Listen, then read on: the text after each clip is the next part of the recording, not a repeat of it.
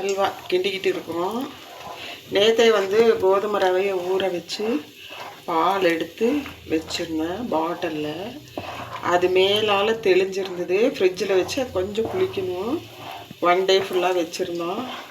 இப்போ எடுத்துட்டு சுகர் வந்து 3 கப்பு, ஏலக்காய் பவுட்ரு ஒரு பிஞ்சு போட்டுட்டு கொஞ்ச நேரம் சுகரை கொதிக்க விடணும். கொதித்ததுக்கப்புறம் இந்த கோதுமை மாவு இப்படி பாட்டிலில் ஸ்டோர் பண்ணி வச்சுருக்கேன்.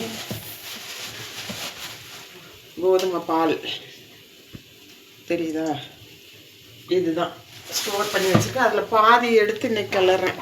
நிறைய போட்டு கிளறும் போது சிரமமாக இருக்கும். அதனால் பாதியை போட்டு கிளறிட்டு இருக்கிறேன். நல்லா கம்பி பாதம்லாம் தேவையில்லை.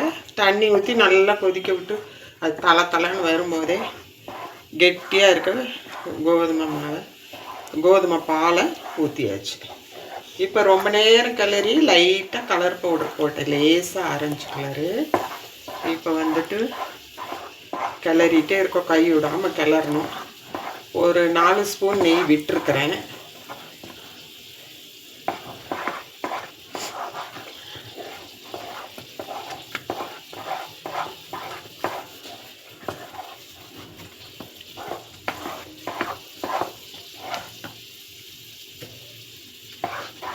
நல்லா கிளறணும்.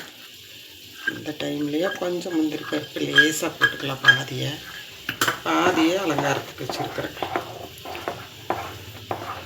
1 டம்ளர் கோதுமை ரவை ஊற வச்சேன். ஊற வச்சது வந்து 2 ஹவர்ஸு. அதுக்கப்புறம் அந்த பால் எடுத்து பாட்டிலில் வடிகட்டி சேமித்து வச்சாச்சு தண்ணி விட்டு. அப்புறம் ஃப்ரிட்ஜில் வச்சுட்டு மேலால் அந்த தண்ணி 2 டம்ளரை வடித்தாச்சு. வடிச்சிட்டு அதுக்கப்புறம் தான் சர்க்கரை பாகு வச்சு இப்படி கிளறிட்டு இருக்கிறோம்.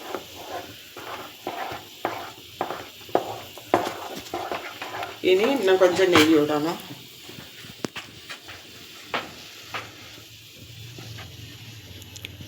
பக்கத்துலேயே காய வச்சிருந்த நெய்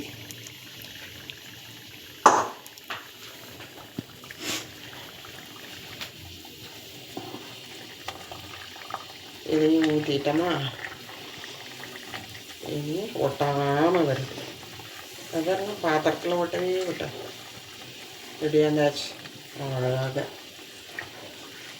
இது வந்து உங்களுக்கு ஒரு 10 மினிட்ஸ்லேயே கிளறிடலாம். நீங்கள் இப்படி கிளறினீங்கன்னா கொஞ்சம் கொஞ்சமாக கிளறும்போது நிறைய செய்யாமல் 1/2 டம்ளர் பாலுக்கே இவ்வளோ கிடைச்சிடும். Sugar 3 cup.